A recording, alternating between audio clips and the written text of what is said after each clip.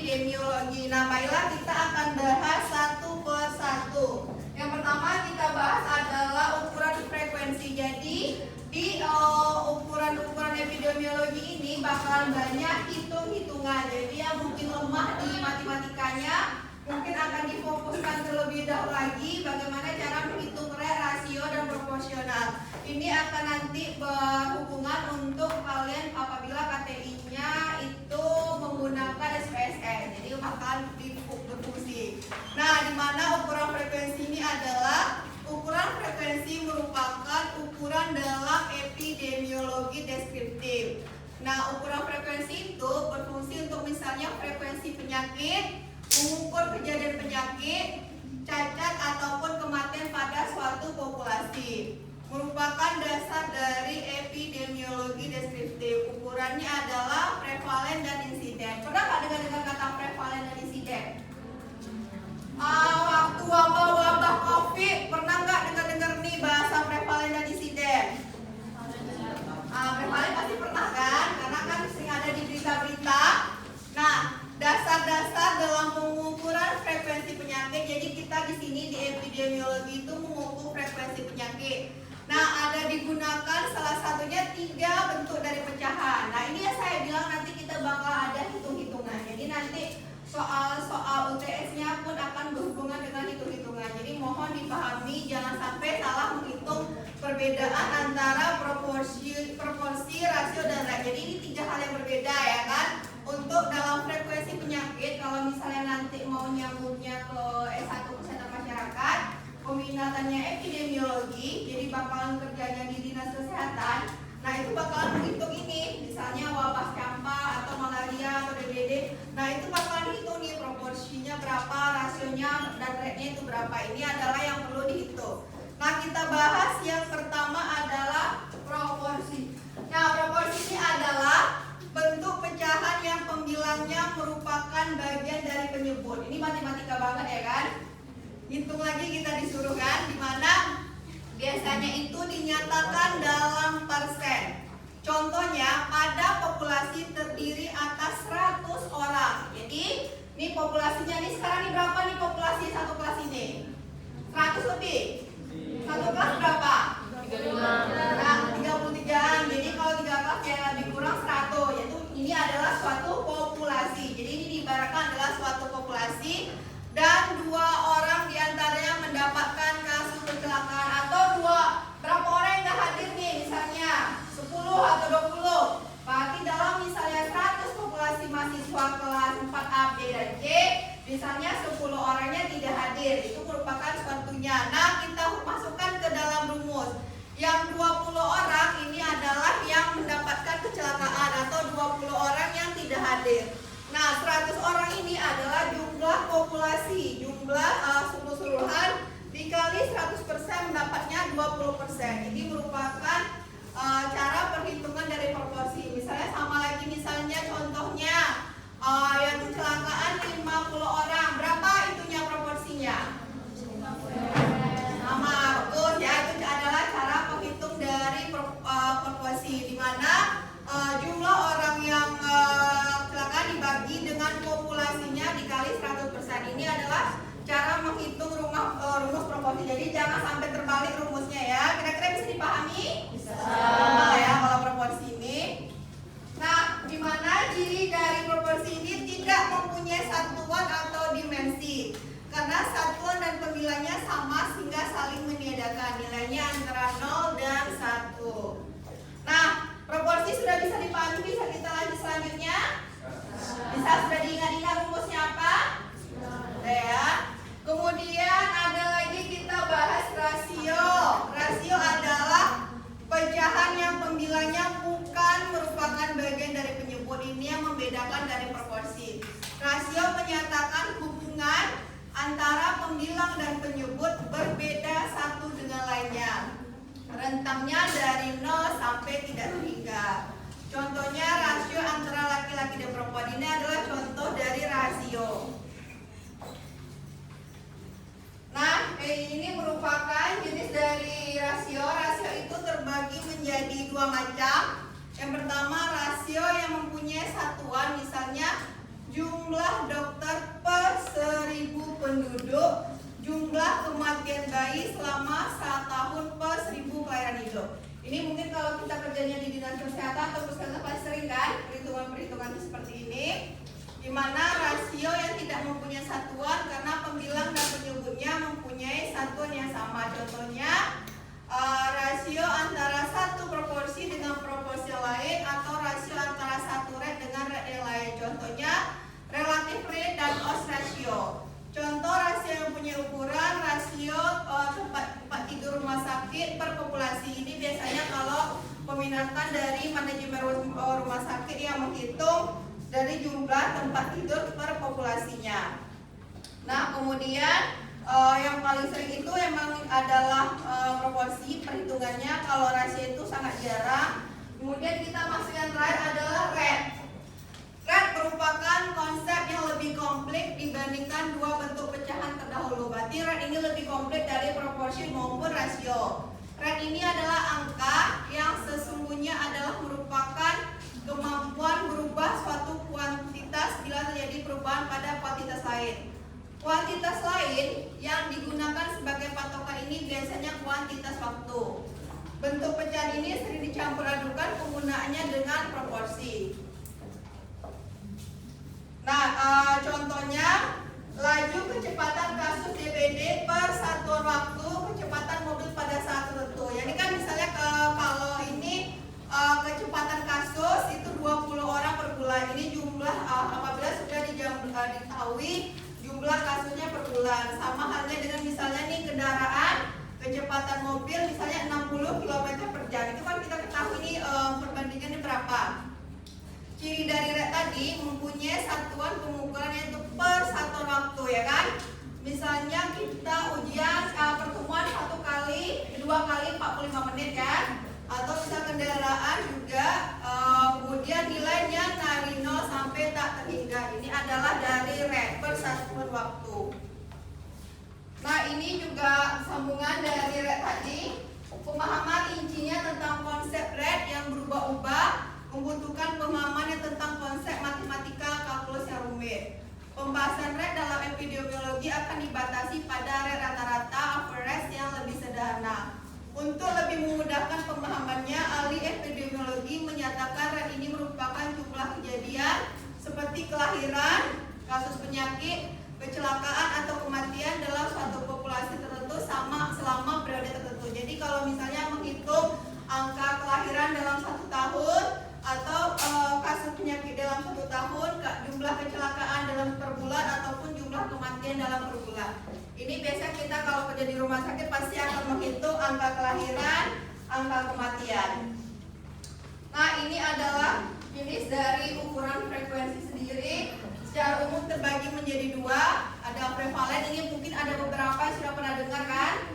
Prevalennya itu menggambarkan jumlah kasus yang ada pada saat tertentu. Jadi ini apabila kemarin kayak kasus COVID, kan jumlahnya juga banyak kan? Berarti dihitunglah prevalennya. Kemudian insiden yang menggambarkan jumlah kasus baru yang terjadi dalam satu waktu. Insiden ini yang kita bahas kalau di berita-berita, jumlah kasusnya meningkat setiap waktu. Pasti di berita-berita pada jumlah kan, oh insiden misalnya hari ini jumlah kasusnya COVID-nya meningkat. Nah, ini pasti insidennya dinyatakan dalam waktu periode. Oke, ini untuk memudahkan pemahaman, setiap individu dalam populasi dianggap masuk dalam salah satu dari 2 kategori, maupun sakit atau tidak sakit. Prevalen ini menggambarkan proporsi populasi yang sakit pada saat tertentu. Sedangkan insiden menggambarkan perpindahan kategori tidak sakit ke kategori sakit. Jadi kalau prevalen itu adalah menggambarkan proporsi populasi yang sakit pada waktu tertentu. Sama halnya dengan jumlah mahasiswa yang tidak hadir pada hari ini. Sedangkan kalau insiden, jumlah yang awalnya tidak sakit menjadi sakit, ya kan? Jadi kategori tidak sakit ke kategori sakit. Prevalen adalah sinonim dari status suatu penyakit, sedangkan insiden adalah kejadian penyakit atau perubahan dari status sehat ke status sakit. Ini adalah perbedaan dari prevalen dan insiden. Nah, ini adalah rumus yang perlu dipahami, di mana rumus prevalen itu menggambarkan jumlah kasus Misalnya jumlah individu yang sedang sakit pada satu saat tertentu dibagi jumlah individu dalam populasi tersebut pada saat tertentu. Ini jumlah yang ini bersama dengan yang tadi kita bahas kan, di mana jumlah individu yang sakit dibagi jumlah individu total dari populasi tersebut. Ini adalah rumus prevalen, sedangkan kalau ciri-cirinya itu berbentuk proporsi, menggambarkan status kondisi pada suatu waktu, tidak mempermasalahkan adanya perubahan status, sedangkan prevalen tadi ini kemudian setiap kasus yang ditemukan satu pengukuran dihitung dan kasus yang sembuh mati tidak dihitung. Nah, ini perlu dipahami ya, kalau prevalen di mana kasus yang sudah sembuh atau mati tidak dihitung, tidak mempunyai satuan, besarannya antara 0 dan 1. Nah, ini juga sama, prevalennya ada poin prevalen rate. Ini silakan dipahami untuk rumusnya, di mana untuk mengukur jumlah orang yang menderita penyakit atau kejadian pada saat tertentu berguna untuk perencanaan kebutuhan fasilitas tenaga, pemberantasan penyakit, terutama untuk penyakit kronis. Nah, poin prevalen rate jumlah kasus yang ada lama plus baru. Jadi misalnya nih jumlah kasusnya yang hari ini sakitnya bisa 10 ditambah besoknya 10, berarti kan kita jadi jumlah kasus yang ada 20. Jumlah kasus yang lama ditambah yang baru dibagi jumlah total penduduk yang ada. Terus misalnya nih hari ini yang tidak masuk 5, besok tidak masuk 5, dibagilah jumlah penduduk yang ada, dibagi jumlah kelas yang ada hari ini totalnya. Nah, sedangkan periode prevalen rate ini adalah bedanya perhitungannya, di mana tadi kalau poin itu jumlah kasus yang ada ditambah dengan jumlah kasus yang baru dibagi jumlah penduduk dikali C, sedangkan kalau period itu adalah jumlah kasus yang ada selama satu periode. Jadi kasus itu dihitungnya per periode dibagi populasi rata-rata pada tersebut, mid interval. Nah, apa sih kegunaan dari prevalen ini? Menentukan situasi penyakit yang ada pada satu waktu, perencanaan di bidang kesehatan, karena prevalen ini memberikan informasi tentang pengobatan, jumlah tempat tidur, peralatan kesehatan, biaya dan tenaga dan lain-lainnya. Ini nanti berguna apabila kalau udah kerja di rumah sakit pasti disuruh menghitung bagaimana sih hitung prevalen, bagaimana hitung rasio rate, ini pasti akan berfungsi. Nah, sedangkan insidennya ada dua jenis. Pertama, kumulatif insiden I adalah mengukur resiko untuk sakit, yang mana probabilitasnya dari seseorang yang tidak sakit untuk menjadi sakit selama periode waktu tertentu, dengan syarat orang tersebut tidak mati oleh karena penyebab lain. Resiko ini biasanya digunakan untuk mengukur serangan penyakit yang pertama pada orang tersebut. Misalnya insiden penyakit jantung, mengukur resiko serangan penyakit jantung pertama pada orang yang belum pernah menderita penyakit jantung. Ini adalah kumulatif insiden. Mungkin nanti pas praktek kalian akan menghitung bagaimana cara menghitung kumulatif insiden, di mana jumlah individu yang menjadi sakit selama periode dibanding bagi jumlah individu yang beresiko. Jadi yang sudah sakit dibagi dengan individu yang beresiko. Ini juga merupakan ciri. Jadi tadi rata-rata sudah ada ciri dari kumulatif prevalen. Nah, contohnya ini. Ini adalah hasil sensus, misalnya menunjukkan jumlah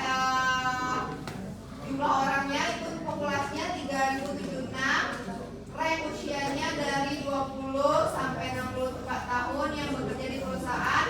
Berdasarkan data register 11 orangnya terkena tumor. Nah, baru dimasukkan ke kumulatif insidennya. Dapatlah hasilnya yang tadi 11 orang yang sakit dibagi jumlah populasinya dapatlah 0,04 atau 0,4%. Ini adalah untuk kumulatif insiden. Sama halnya ini adalah insiden rate. Jadi kemungkinan nanti soal UTS-nya itu adalah kita menghitung bagaimana seperti ini kasus bercerita, kemudian hitunglah kumulatif insiden, kemudian insiden rate, dan cara mengukurnya. Jadi kalau mau di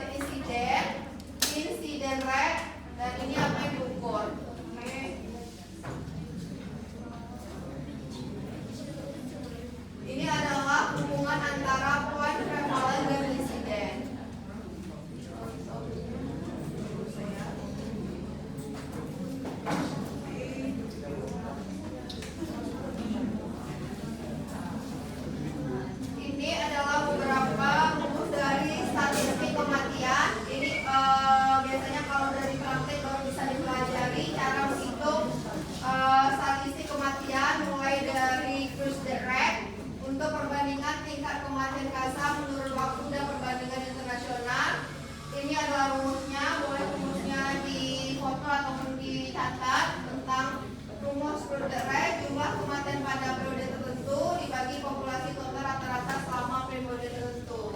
Kemudian ada lagi grup specific death rate untuk mengetahui kematian pada segmen populasi tertentu seperti X specific death atau sex specific death. Misalnya jumlah kematian pada segmen populasi tertentu selama periode tertentu dibagi populasi total rata-rata selama periode tertentu. Materinya tidak saya berikan, jadi silakan kalau mau dicatat. Kalau mau dihafal di kepala silakan dihafal di kepala. Nah, spesifik rate adalah kejadian. Itu makanya jadi jangan mentang-mentang saya menjelaskan tadi dengar mengharapkan materi. Jadi materi tidak saya berikan, silakan nanti saya sudah menjelaskan dari awal, silakan diingat ataupun difoto juga atau dicatat. Nanti jangan kelabakan waktu UTS. Sedangkan spesifik rate adalah kejadian atau sebab tertentu yang merupakan penyebab dari penyakit. Misalnya jumlah kematian atau penyakit tertentu dibagi populasi. Nah, ini adalah professional mortality rate, angka kematian akibat penyakit atau sebab tertentu selama periode waktu tertentu. Dapat pula dihitung proporsinya terhadap seluruh kematian. Ini adalah professional mortality rate. Sama halnya dengan Ivanti juga. Kemudian ada matematika. Nanti saya akan kasih satu contoh soal yang kita bisa bahas. Bentar. Ya, contoh soalnya bukan yang seperti itu yang akan masuk di UTS-nya.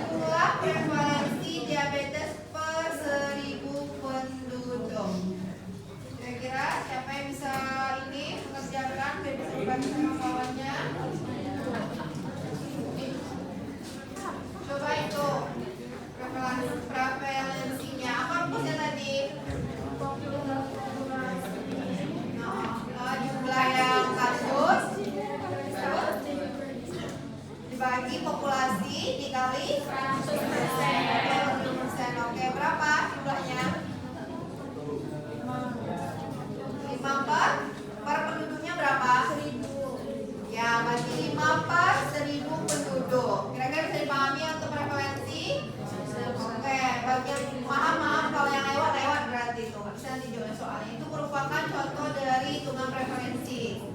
250 kasus dibagi 50.000 jiwa dikali 1.000 penduduk. Berarti 5 per 1.000 penduduk. Oke. Kemudian lanjut kita menghitung insiden kumulatif.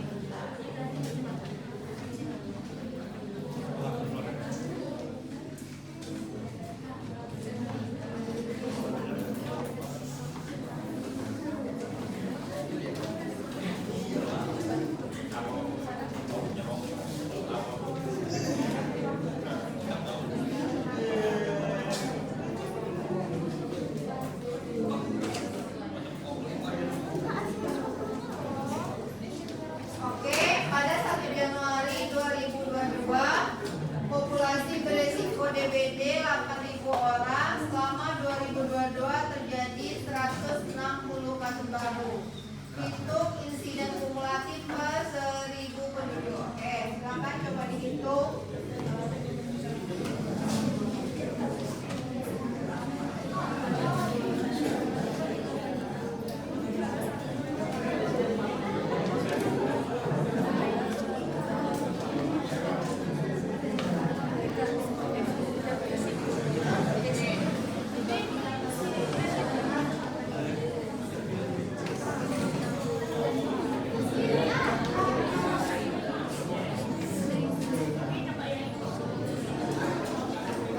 Berapa jawabannya?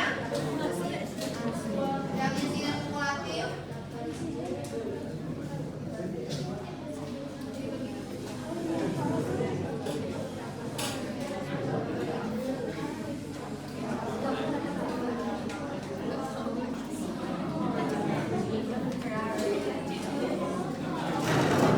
Itu insiden kumulatifnya, itu nanti soal UTS loh, saya udah ngasih tuh gambar soalnya.